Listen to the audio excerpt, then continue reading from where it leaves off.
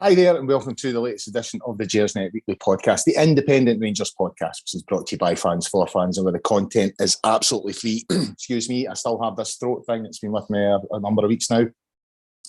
It is a special episode, a bonus episode of the Gersnet Weekly Podcast. We are previewing the big game tomorrow, Ibrox against Celtic. Proper football is back after all that international football malarkey. We're not into that at all. So back at Ibrox tomorrow, huge game against Celtic, must win. I think we would say there's lots else going on, which we'll come and talk to. Also the Sydney Cup thing and Alfie and all that kind of stuff. So we'll get on to that. But first of all, excuse me, I need to mention our partners at Gersnet Coins, who are currently offering a limited edition of a coin set. 1,872 are available. This is a once-in-a-lifetime opportunity to celebrate Rangers Football Club's 150th anniversary by owning this historic collection. There are 5 iconic milestones in the collection, which is the founding fathers, Ibrox Stadium, the Cup Winners' Cup win in 1972, 9 in a row, and of course last season's 55th league title. They've been released in small batches. Some are out, some will become available throughout the year. If you want more information on that, visit www.zenithcoins.com. Now to bring in my guest, bring in Ross, who we've kind of couldn't do anything last night because I was up in Glenrothes last night watching my son play football. So we're trying to get something in today, and Ross has very kindly agreed at the last minute to come on. So how are you, Ross? I'm very well. I don't think we've ever actually done anything pre about 9 p.m. before. No, it's always late, last thing on a Sunday or a Friday night. But it's nice, up bright and early. It's a lovely day down here in London. So I'm very, very good indeed. Good. I mean, I've done a couple of these. It feels like you're on grandstand. I feel like Des Lynam. You know what I mean? That's kind of what it feels like. We've done a couple and sort of Saturday lunchtime. But before we go anywhere else, I believe you've got some good news, Ross. I think you were telling me before we came on air, you're now no longer a bachelor. I'm no longer a bachelor. Well, I'm sort of on the road to no being a bachelor. That's why I got engaged last week, out on holiday, which I can only apologise to my legions of female Gersnet. Oh, they're gutted. I know. I was telling the missus, she's in tears up the stairs, and she's absolutely gutted. You know what I mean? It's a real shame. But so that's you were our backup. You know what I mean? When things go tits up with me and her, you were our backup plan, and now that's away. I was going to be the toy boy. But it's good news. Good news. She's not interested in football at all, which is fine because it means I get to go on all my trips and up to Glasgow and off to Europe, and I don't need to sort of do I'll bring the wife along and we'll do the sightseeing and the shopping and all of that stuff. No, I get my trips to myself, which is fair. You're making this relationship sound really harmless. By the way, it sounds lovely. I can't wait to get away from it. Not even married yet. Speaking of toy boys, I've went extra staunch for the background today, as you'll notice, nice. Right at the tie. And I've even got the brown brogues. Right, there we go. Right, super staunch. But I've got a wee bit of a toy boy story with a tie. Right, about 10 years ago, I was at a dinner at the Thistle Hotel. It was a Walter Smith dinner, so it was a sort of Q&A. So you got your grub and all that, and then Walter Smith came on. He was getting interviewed by Donald Finlay. And it was good, great night, all the rest of it. But as part of the gig, we'd got a bus locally through. As part of the gig, after we got chucked at the Thistle Hotel, they let us go to the Corinthian in Glasgow. Very right, nice. So I was in the casino, right. I think it was roulette I was playing, and I've got the tie on, right. I'm wearing the suit and all that kind of thing, right. I've got the Rangers tie on, and I was with my 2 mates, Jamie and Gary, and this lassie appeared who was stunning, and I was probably late 30s at the time, just approaching 40. This lassie I would say mid-20s, approaching 30ish. Stunning. She starts talking to me, right? So, how are you? Blah, blah. And I'm like, all right, aye, blah, aye. And a couple of minutes in, I'm like, I think I'm getting chatted up here. And I'm looking at my mates, the two of them are nudging. What's going on here? And so she's blathering away, and she's sort of blathered for 2 or 3 minutes. And then the question comes, so what is it you do at Rangers? Right. And I was like, I says, no, I'm not at Rangers saying. I says, I was at a dinner the night, I've just got the tie, and I turned around, gone. Yeah. But just totally disappeared into thin air. I mean, literally, I was like, I can't even see her in the room anymore. You know what I mean? She just literally disappeared. So if any young guys out there are looking for an easy click, Get yourself one of these ties, by the way. Your club home tie and and you're in, wire straight in. That's into the Corinthian with a Rangers tie on. Home and dry. Anyway, right, before we talk about tomorrow's game, Ross, I thought we need to cover the old Sydney Super Cup, or as it's been dubbed on another forum, the Rolf Harris Cup. The Rolf Harris. Did you see Spears' tweet about that? Spears has been offended. Yeah. It's funny how, people like David Goodwillie and Lee Griffiths don't offend them, but comments like that do. But and maybe it is slightly inappropriate, but I must admit I had a wee chuckle when I saw it getting called that. But Rangers announced through the week that they're pulling out this, that they're not in it anymore. I issued a statement saying after it became clear that the tournament organisers were unwilling to fulfil their commitments to Rangers, we have with immediate effect terminated the club's agreement with the organisers. The organisers have since come out with a statement saying that that's not true and all the rest of it. But I mean, it seems to me that there were definite.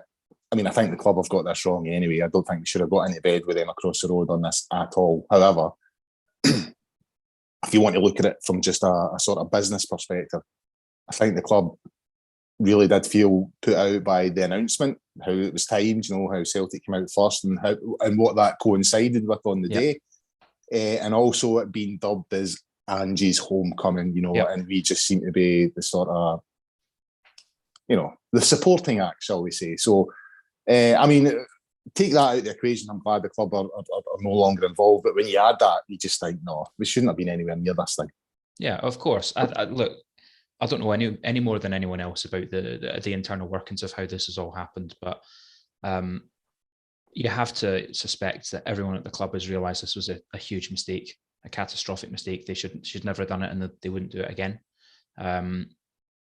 I think, obviously, the announcement being announced when it did, the way that it was announced, the lack of Old Firm, the lack of sort of Rangers branding and the Angie's Homecoming tour, clearly that was never part of the agreement when this was sold to Rangers. You can imagine that this was sold to Rangers not even as an Old Firm friendly.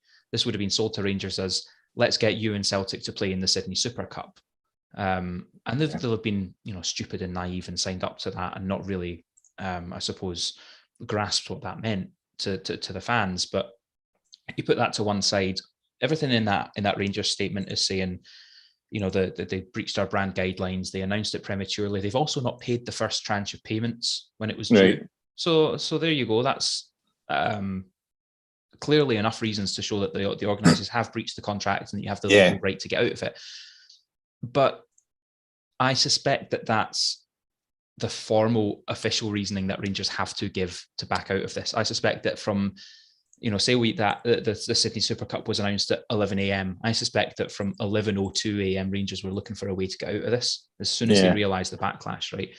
There has to be a formal, official, legal, justifiable reason to break that contract, and showing that the organisers have breached it in these ways, that's obviously the legal right for us to walk away from the agreement. But had there been no backlash, in a hypothetical world, let's say that the fans were really on board with it, we're really excited to go to Sydney, you better believe that there's no way we'd have cancelled this agreement for those reasons. So those are the formal official reasons that we've given, but we all know that actually the club have gone, right, we've made an arse of it. We've made an arse of it. You have to hold your hands up, and we're going to find any reason that we can to walk away from it. We'll give these reasons, but I suspect it's actually because of the backlash from the fans and of the criticism that they've received. And look, they should never have agreed to this in the first place. And I suspect if you bump into Stuart Robertson or James Bisgrove or whoever else it might be, if you ask them, they'd probably go, God, we made an arse of that. And so they never should have done it. But I think you have to give a degree of credit for working hard. And I suspect there's still, this will go into some form of litigation and probably settlement between the two parties. There could still well be financial penalty for Rangers for breaching that contract or for breaking that contract. So it's not just as easy as saying, okay, we're not going to do it anymore. Rangers might still end up in court and might still have to settle or pay some money. So it's not an easy thing for them to do, but it is the right thing for the club to have done. They'll have, obviously the board and the management of the club have been bruised from this. A lot of people questioning their intentions as custodians of the club now. So I hope that they'll have learned lessons from that, realised that it's a mistake. But the outcome that we all wanted, as soon as that announcement was made, the outcome that we wanted was to withdraw from the Sydney Super Cup. Well, we've done that. I think it's been clear that Gio and the club, there was that horribly worded statement a week or so ago. Yeah, that's where I was going to take it, because I mean, obviously there are feelings sort of simmering under the surface, but it seems to me that the Sydney Cup brought those to the fore. And you had the Club 1872 statement last week, the ridiculous retort by the club. I mean, that was embarrassing. Yeah. And it kind of feels that, even although I think that this has been bubbling away, that announcement with the friendly in Australia was the catalyst for all that stuff to come in. Yeah, I think so. That statement from the club was awful. It was reactionary, but what they were saying in that was, let's just focus on the rest of the season now. Let's focus on, we're on for a treble here, including a European competition. Yeah. Let's focus on that. Let's support the team, and let's kind of address all of these issues once all of this season is done. Well, we're now in a position where we kind of can do that. We're back now. April is a massive month for us with Old Firm games, with European quarterfinals. It's a huge month for us, and I'm glad that the cancellation of the cup has been done. And look, I think there's rightful questions to ask about how we ended up in that position. There's really rightful questions to ask about the role of people like Dave King and Chris Graham and the Sons of Struth thing, and what is the relationship between these people behind the scenes with David Graham and that statement. Really, really poor. How are Club 1872 and the club going to work together? Club 1872 seems to have really split people into a very, very pro 1872 and a very, very anti 1872. What's the future there? Yeah. I think there's a lot of relationships that need now to be worked on. There might be relationships that are too far gone.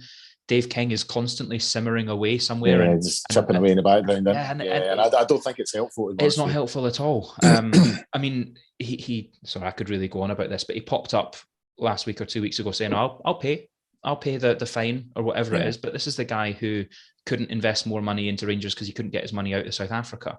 So that's now not an issue, is it? So all of this stuff has been a huge distraction against one of the biggest months obviously last year was momentous, but this month coming up now is huge for us. The distraction of Sydney's gone. We are able now to focus on the football. Like I say, we've got the outcome that we wanted. The board must have learned lessons from this. And I still think we have the right people, certainly at the top end of the club. We can always ask questions about people like Stuart Robertson. We can ask questions about people like Bisgrove, who didn't grow up a Rangers fan. His job is there to get more money into the club. Yeah. David Graham, possibly a criticism. I don't know David Graham at all. But a criticism I've seen of him is that he's possibly too far the other way. He's too much of a fan.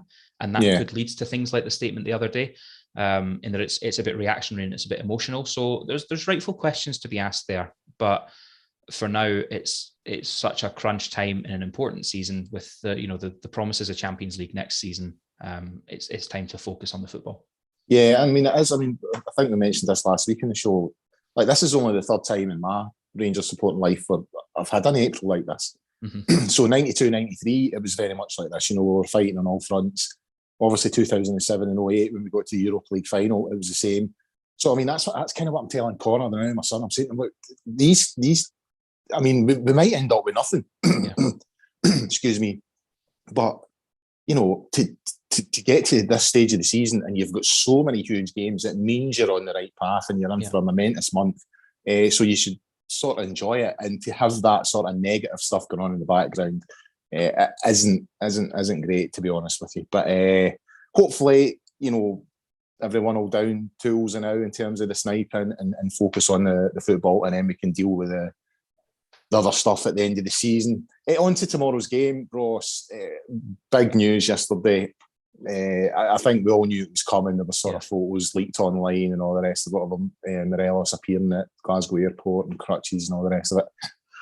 Confirmed yesterday that he's out for tomorrow, which I don't think is a huge, but I mean, it's a blow, but I think it's a blow we can, it's sustainable. But it was also suggested yesterday that he's out for the foreseeable, and that's where I get the fear a wee bit. We can lose him for one game. I think Ruth can come in and do a job.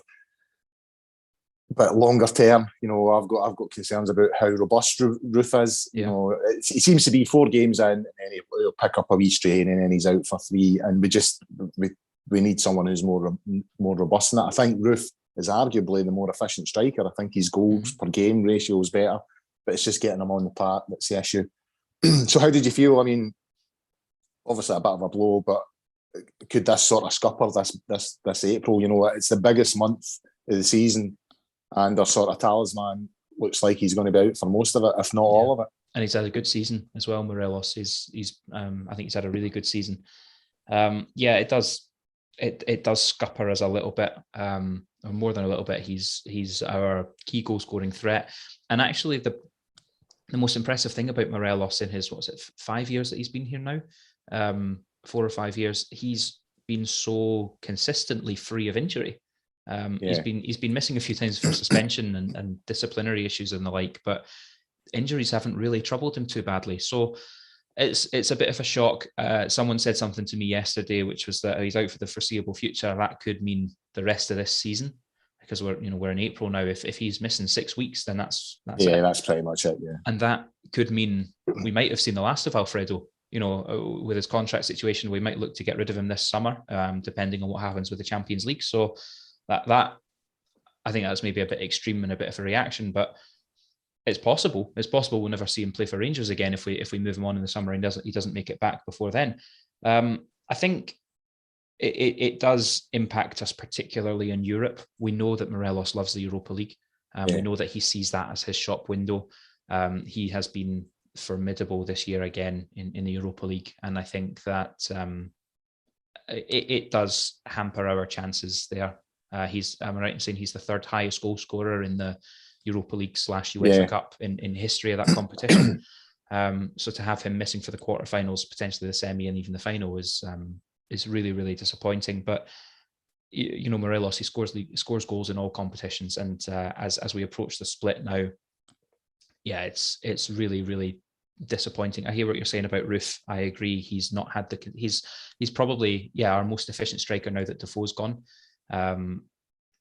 And he's clearly a very, very talented footballer, but the reason that his career's never kicked on to the heights that it could have done is because of his injury record. You're absolutely right. He struggles to maintain long-term fitness, and that means that we're then looking at guys like Fashion Sakala, who we're not entirely sure how he's best deployed still. Is it through the middle? Is it coming in off the flanks? And Cedric Itten, who was brought back from loan and actually hasn't. And it's not really worked out for him since he's came back, has it? No. Yeah, he struggled. I mean, I like Cedric Itten. I think he done a good job last season. Yeah. And I was a wee bit surprised when he moved on in the summer, but I must admit, at the early start of the year when he was getting game time, I was thinking he's getting opportunities here and he's not taking them. You know what I mean? He's getting offered the chance at game time to show what he can do. And you would have to say at the end of every game, you're thinking he's not made a strong enough case there to get more game time. And it's interesting to note that, since the league campaign's restarted properly, he's barely been seen. He's just absolutely disappeared off the map. So yeah, it is a bit of concern. A few criticisms yesterday I noticed online, on Twitter and all the rest of it. People having a go at Gio saying that kind of run Morelos into the ground, which I find quite ironic because loads of people were having a go at Gio when he took him off against Aberdeen. You know what I mean? So I was kind of like, well, you can't have your cake and eat it. But I mean, is there some criticism Gio here? Has he sort of been over-reliant on him? And as a club, are we over-reliant on him? Yeah, possibly we are over-reliant, but that's probably more out of necessity because we don't. The rest of our strikers with Itten, Sakala, and Roof, they don't contribute as many goals as they might. So we are very, very reliant on Morelos. Now, have we run him into the ground? It's very difficult to actually. I think it's difficult to take that opinion because this is a guy who, I say, has not had an injury record. If this was a guy that we knew struggled with fitness and struggled with injuries, then you'd have to be a little bit more sensible about how and when you deploy him. But Morelos, he has that hunger and that appetite, not just the hunger and appetite that makes him put on 5 kilos whenever he goes to Colombia, but the hunger and appetite to actually play football. He does not want to not play. He wants to be out there in every opportunity. So for the guy, he's never had injury problems in his time in Glasgow so far. So I don't think it's fair to say he's been run into the ground. Now, if he'd been nursing an injury for a few weeks, and that then something's happened when he's gone to the national team in Colombia that's ruptured something or torn a muscle or whatever it might be. I don't know the details of the injury. If it's a case that he's been nursing an injury up until this point, then perhaps there's some merit to that and say we shouldn't have played him. With the benefit of hindsight, we should have given him some time to recuperate. But that's probably more on the medical and physio side as opposed to the managerial side. You know, it's maybe on the player as well. You know what I mean? Yeah, surely possibly, the question will come: do you want to play? You know what I mean? Yeah. You know, I think a lot of the responsibility. And I know if a player, if a medical staff was saying to me, "Well, this is the situation. You might get away with it. Do you want to play?" I would say, "Aye, I want to play." Yeah. You know what I mean? You would get other players who would maybe slightly, you know, a bit more hesitant, right? Okay, I'll ease up. But you get players that just say, "No, if you can get me on that part today, I'll play." Yeah. And I was certainly like that, you know, when I played amateur and stuff like that.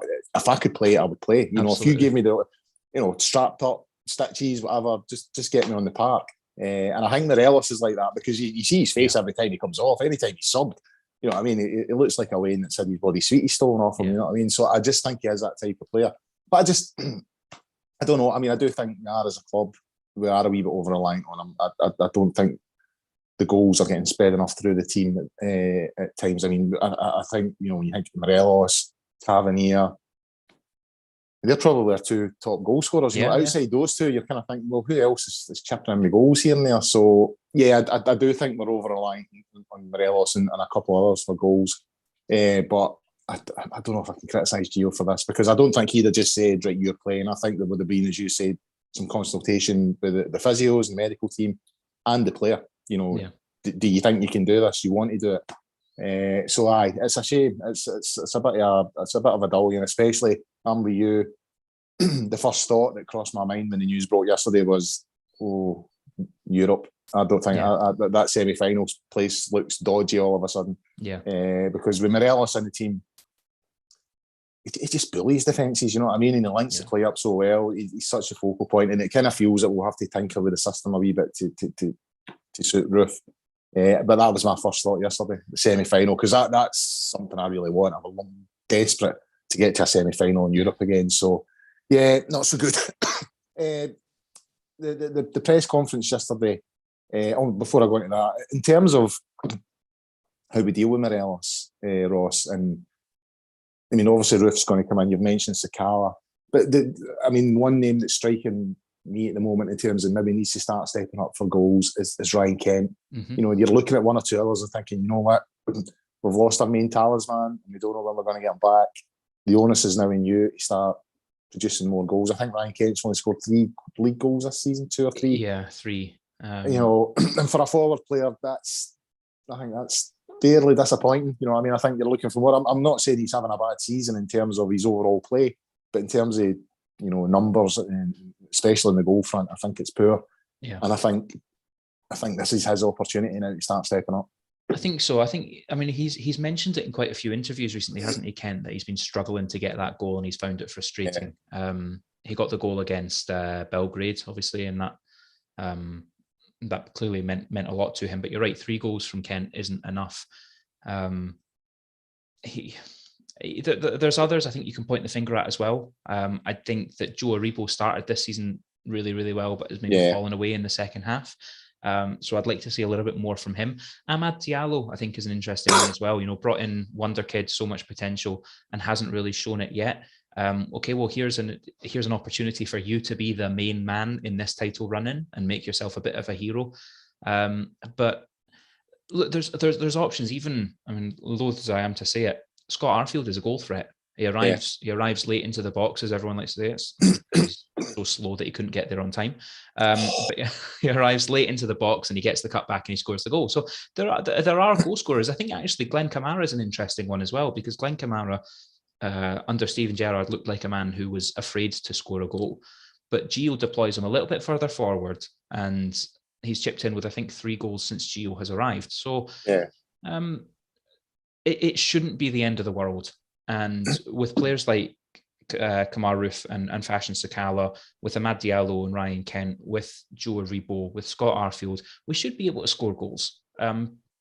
obviously, I was about to say we should be able to score goals against the likes of Dundee and St Johnstone. Well, we're approaching the split now, and it's not that, it's Hibs and it's Hearts, and that obviously puts a bit of a change on things, but it shouldn't be as much of an issue as it maybe would be. I mean, I feel a bit silly saying it, but I'd feel more comfortable if we still had Defoe. I know. It was a natural, but like myself at the fives, Ross, you know what I mean? Natural absolutely. Finisher, you know what I mean? Just knows where the goals are. In terms of the system tomorrow, like the team I've seen everybody go with until the news broke about Morelos was McGregor in goal, back four of Tav, Goldson, Bassey at left back, and Balogun at centre back. Midfield three of Lundstrom, Jack, and Ramsey, with Kent, Morelos, and Aribo, your sort of front three. And I'm assuming that would be a sort of 4-2-3-1 formation. The loads of chat again yesterday, and they're probably right about how Roof, he doesn't really, it's not really his game being the lone striker. So do you think we're going to have to tweak that system tomorrow and go with two strikers, or can we just go with a 4-3-3 and have the three up top? Does that leave us short? Because I was talking to someone yesterday about this, and I was like, well, if you do go 4-3-3, it kind of leaves Gio struggling to have his two sitting. He likes Lundstrom and Jack. He always likes that protection. So then you're maybe looking at a 4-2-1-3 or something. There's loads of different connotations, but it seems to me we are going to have to tweak it slightly to get the best out of Roof. Yeah, I think so. What I've said on this show a few times is that Gio is a manager who has multiple tactical plans, and we've seen him change games mid-game. We saw it against Dortmund. Arguably, we saw it against Celtic in the 3-0 game. But Gio is not afraid to change things mid-game, and I sort of have some confidence that there will be a number of tactical plans that he can choose. And if one's not working, he has the flexibility, and the players know how to change it and change that shape a little bit. We've seen things like John Lundstrom dropping back into a back three and then having wing backs pushing forward. There's lots and lots of options. I agree with what you're saying about Kemar Roof playing. He's not really a solo striker. I've seen some people suggesting that actually they would rather have Sakala than Roof. Well, that's. I mean, are we looking at 4-4-2 potentially tomorrow? You see, I think the problem with 4-4-2 is, it's kind of as you said it. What do we then do about Ryan Kent and Joe Aribo? What roles do they play in that? Are they sort of more restrained, wide midfielders? What does that mean for our fullbacks, who particularly Tavernier wants to get forward? I don't know.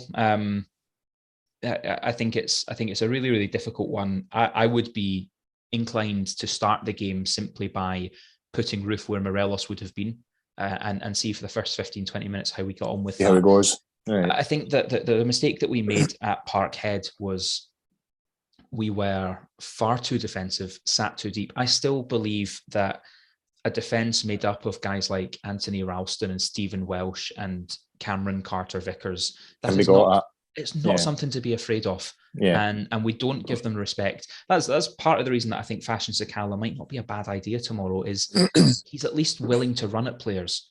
And that defence panics when players get the ball down and run at them. It's been the same in Celtic for years and years, actually, that they don't like pacey players running at them with the ball. It's why they're petrified of Ryan Kent, because he'll take them on.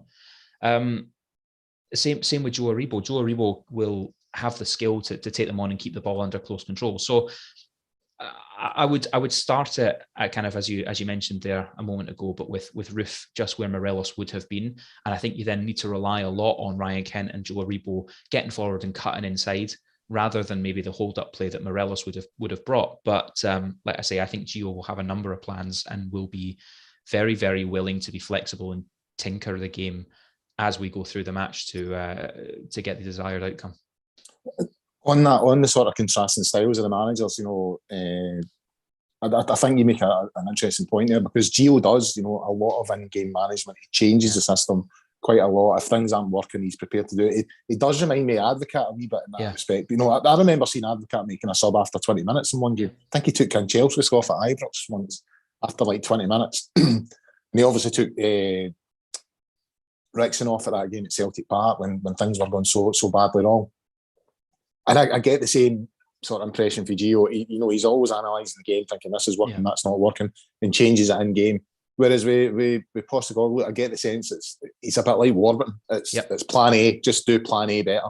You know what I mean? So I do think if we get the upper hand in this game tomorrow, Celtic don't really. I don't think Postecoglou has the same sort of scope as Gio to think, okay, we're struggling here, I need to try and tinker with something and change it. I think his whole thing will be you just need to do the initial plan better. And as we found out to our cost under Warburton, when teams suss out your plan A and you don't have a plan B, it doesn't work. Yeah, I agree. I think that Postecoglou has kind of come in and been a bit of a battering ram to Scottish teams and just been like, we have our style of play and we will force that upon you. It's been effective. You have to sort of admit that. We can talk about referees and help and SFA and masonry and whatever, but they are where they are in the league. But they've also, Ross County, Dundee, they've had a couple of last minute winners that have got them at the stick. But I absolutely agree with what you're saying, is that there's not been a lot of nuance to it. Now, again, they are where they are in the table, and we are playing catch up at the moment. Tomorrow's game, as we'll come to talk about, is massive in that regard. But it has had a degree of success. But I agree, I don't think it has necessarily the sophistication that Gio has in terms of that in-game management, in terms of not being afraid. It was as if when he came to the club, Gio, he knew that he could deploy Lundstram as a centre half, and that's been effective in times because it's allowed them to change the shape of the back three, free up the fullbacks a little bit more. I think was it the home game against Dortmund where he did it best, where we started really, really under pressure, and he changed the game at halftime, and we came out and we never looked like losing. That to me, I think, could be kind of studied in coaching badges as to how he did that. He saw the threat, he saw what he had at his disposal, and he came up with a plan and changed it. And it completely changed the outlook of that tie, because at sort of 30, 35 minutes of that game, I thought we were going out. Yeah, we were struggling. Yeah. And I and we actually should have won it. Kent's goal was wrongly ruled out. We shouldn't have just drawn that game. We should have won it. And it's true. He changed the game. So it does feel like a sort of battle of contrasting managers. Someone who is tactically aware and has different systems. Very Dutch, let's be honest. He's as Dutch as it gets. Against Ange, as you say, he's got his philosophy, he's got his system. And I think we've seen in Europe that when teams dominate the ball against Celtic, they struggle. If teams keep the ball off Celtic, they struggle, and they've had a few scalpings in Europe, and so I think that gives you a clue as to how we need to beat them. I'm looking at Ryan Jack and Lundstram tomorrow and thinking, you need to dominate the ball, you need to get possession back and get us moving. If we dominate the ball tomorrow, I think we win. Absolutely. I think that bringing Europe into this is key. We are a good European football inside. Look at the teams we've knocked out this season. Look at the progress we've had. We're a good European football team.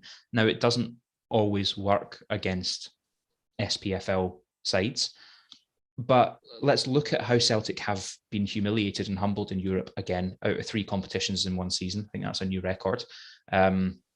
How did that happen? And you're absolutely right. It's teams dominating the ball, not being afraid to play football. And look at the difference that Ryan Jack has made to this team since he's come back from injury. Look at the difference in John Lundstram since the new manager came in. I don't know what's happened there, but Gio is getting the best out of John Lundstram over the past 6 weeks. For me, has been one of the first names on the team sheet. And that gives me quite a lot of confidence going into tomorrow to have those two anchoring the play and dictating the play. And let's use the ball. Let's dominate possession. Let's use the skills that we have, particularly in players like, say, Ryan Kent and Joe Aribo, who they are shit scared of. And it should be a very, very winnable tie for us. And it's funny you mentioned Ryan Jack there in terms of, look at the difference of the team since he came in. Look at the difference in the team that night at Celtic Park. Something? I mean, Rangers conceded 2 goals in the last 5 minutes in that first half. I think Gio already had these changes in mind, right? Okay, they just need to see you at the next 2 or 3 minutes. and we concede 2 goals in the space of 2 or 3 minutes, and all of a sudden the game's pretty much done. But you saw that the changes at half-time did have an effect. You know what I mean? So if Rangers had went in, as they should have, 1-0 down at half-time, then you might have seen that, you know, Gio's changes would have had an impact in the game. But as it was, the sort of game was gone. But in terms of how big this game is, it's the first real sort of title race in 10 years, because Celtic, obviously, when we were down the leagues, and then even when we got back into the top tier, we were obviously still recovering. Yeah. So they kind of had a procession to 8 3/4. And, last year, we'd won it, didn't we, Ross? We had. The clocks hadn't even went forward, and the league was done, So this is the first time, and I would say since 2011, 2012, that day when we went to Kilmarnock, obviously. Mm-hmm. This is the first time there's been a proper title race in 10 years. So how big does that make tomorrow? I mean, I think you're looking at this as the biggest Old Firm game in a good number of years. In terms of, I know they're all big, but in terms of the potential outcome to the season, I think this is huge. I think you're absolutely right. Again, there's this context of the Champions League and the direct entry next season. Bit of a moot point if we win the Europa, but it's a huge prize on offer.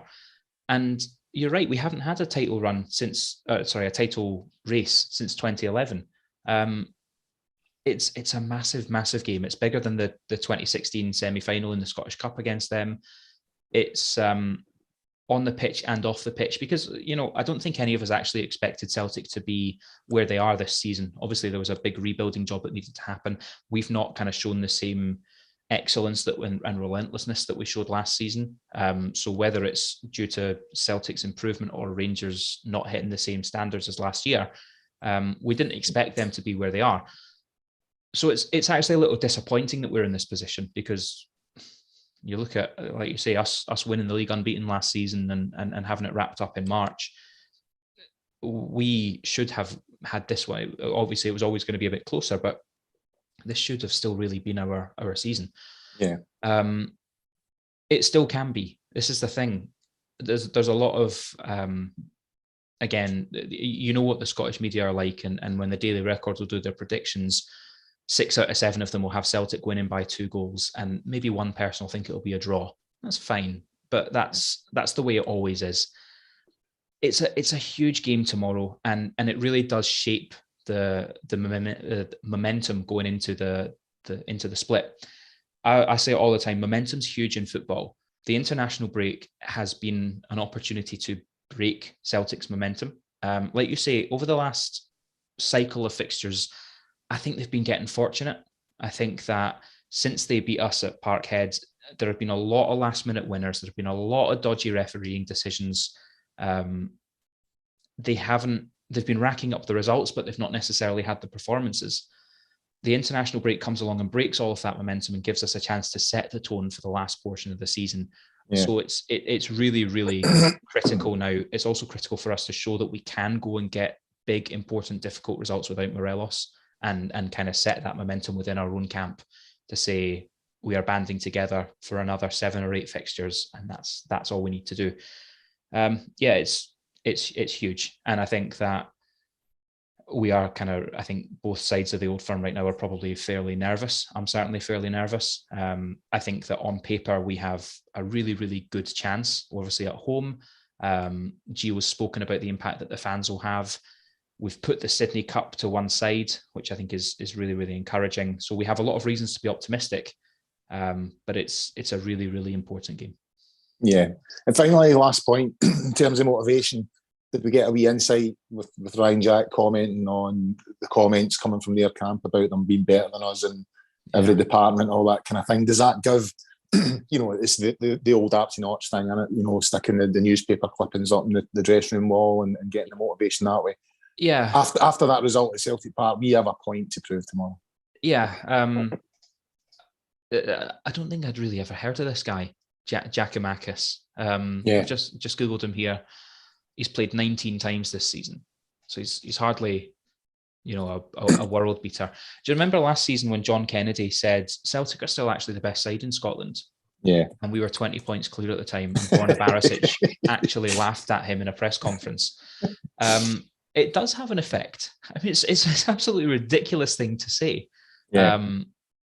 It does have an effect. I think Ryan Jack kind of answered the question quite well, saying if that's what he wants to say, then fine. We know what our job is, and we will do our talking on the park.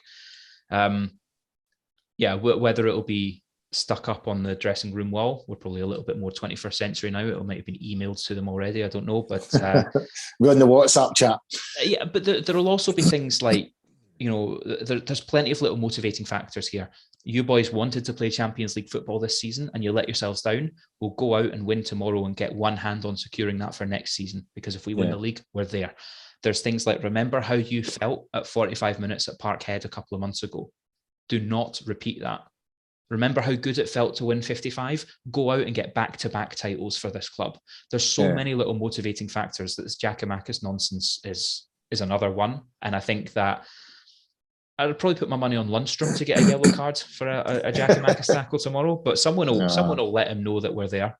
No, my money's on Ryan Jack. Yeah, Scud. Yeah. Who's the ref tomorrow? Is it Colin? Willie Collum. Willie Collum. Okay. It's probably the best of a bad bunch, to be fair. Yeah, I think if a crunching tackle in the first few minutes, if this guy even makes the team, I don't know who he is, so I don't know. Shouldn't be punished with a red card. I mean, Willie's obviously in the lodge tonight, and someone will give him a fancy handshake. He's in the Crown Bar we beat. That's true. Right. I think that'll do us, Ross. I think we've covered pretty much all the points here, including the Rolf Harris Cup, just for Graham Spears there, because apparently we are his favourite Rangers he does, podcast. He does listen. Apparently so. Right, guys, so big thanks to Ross here. So big game tomorrow, as I said, 12 o'clock tomorrow at Ibrox Stadium. Huge game, need to get the win and get this title race back on track. So if you're going tomorrow, get behind the team. No tennis balls, none of that shit. Let's just get behind the team. We were live today at 11 a.m. or whatever it was, but the pod will be available to download and stream on a variety of platforms from tomorrow, including Acast, iTunes, YouTube, Castbox, Stitcher, Spotify. We will have a show on tomorrow night. Obviously, I think Scott is hosting. I'm on with who else? I'm forgetting. I'm terrible for this. Do you want me to check it for you? Hold on. I'm approaching 50 when I'm forgetting. I've got no idea. No, do you know what's going to take? It could be Gary. I think it's Gary. Valentine. I think it's Gary. It's Scott, myself, and Gary. I'm going to go with that. Am I right? It's Scott, yourself, and big Stuart Weir. Stuart Weir? Was it Stuart? There you go. I was wrong. Oh well, there we go. So catch that live on the YouTube at 9:30. Hopefully we'll be celebrating another victory over them. We've had a few over the last couple of years, so hopefully we'll get another one tomorrow. If you're going to the game tomorrow, enjoy it. If not, enjoy it just the same. And until tomorrow night, bye for now.